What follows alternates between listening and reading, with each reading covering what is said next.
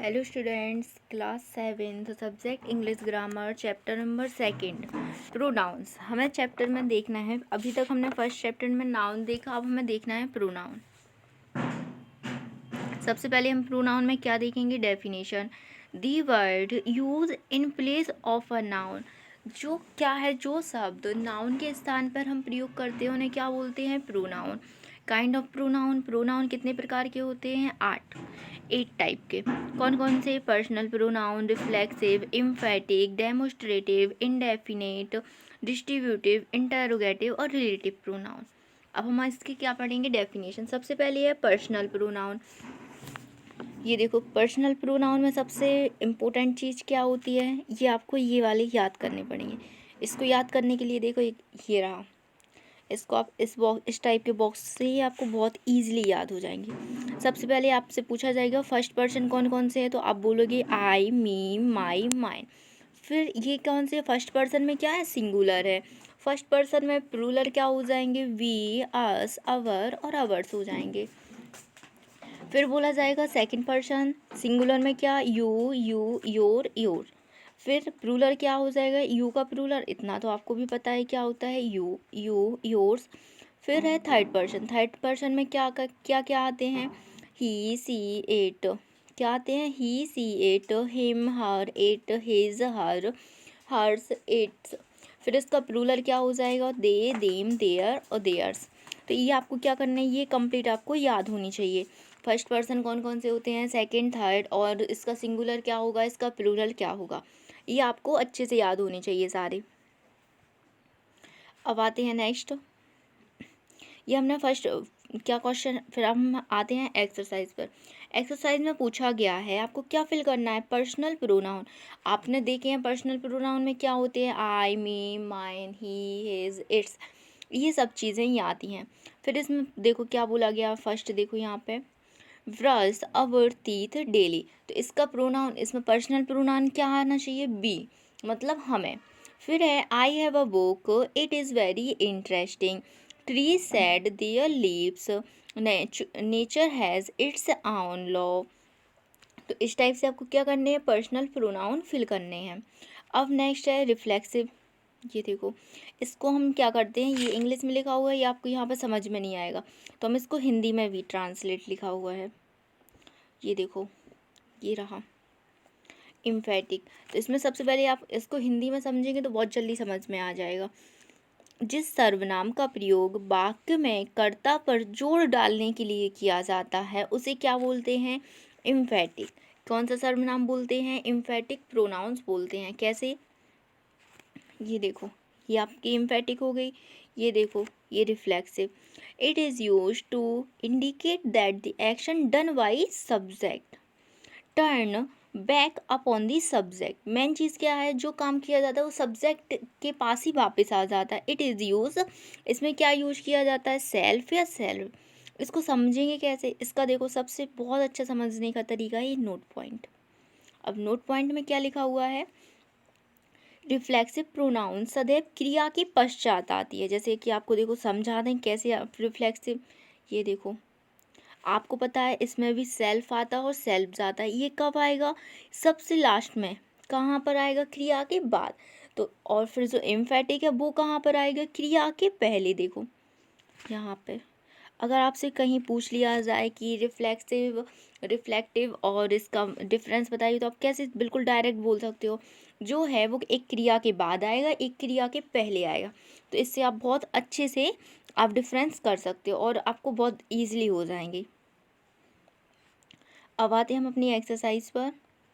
Exercise क्या बोल रहा है, pick out the pronoun in the following and says which are reflexive pronoun and which are emphatic pronoun.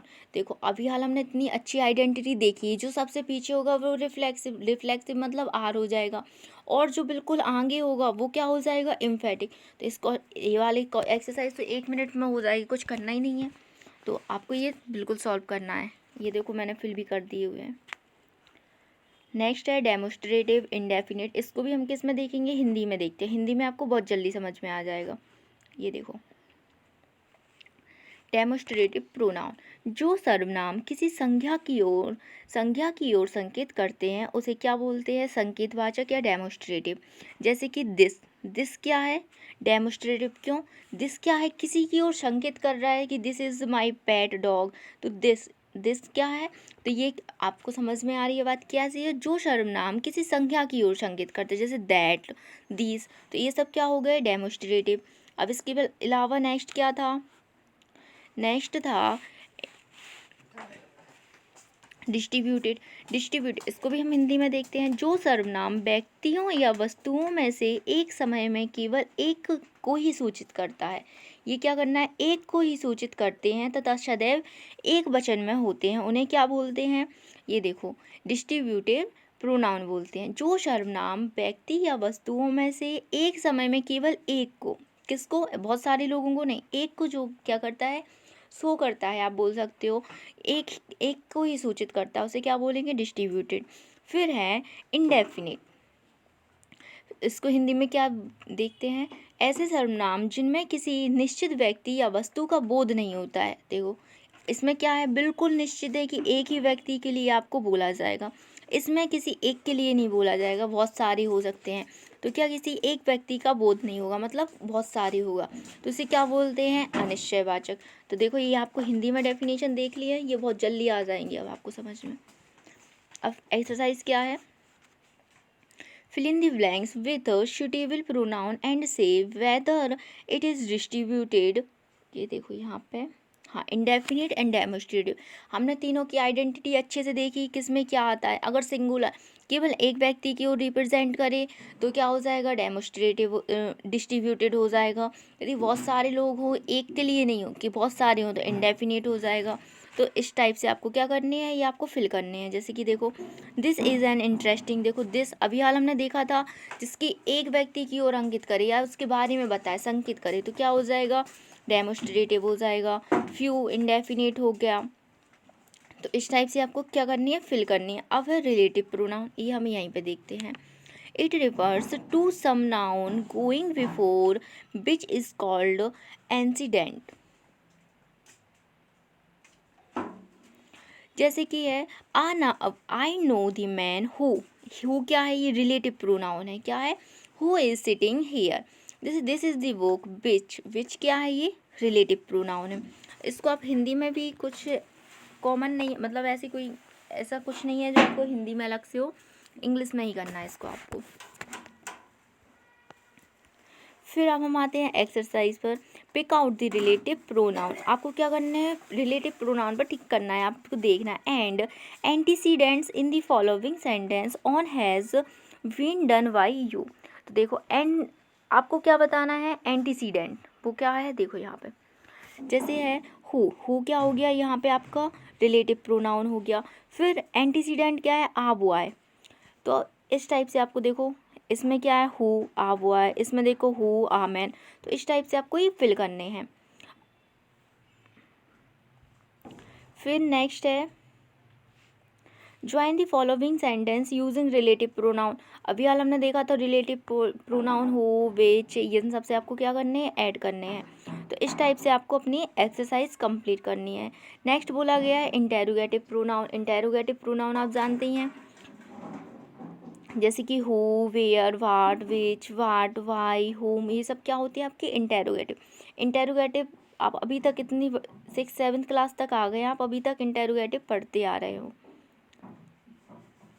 अब इसके बाद है नेक्स्ट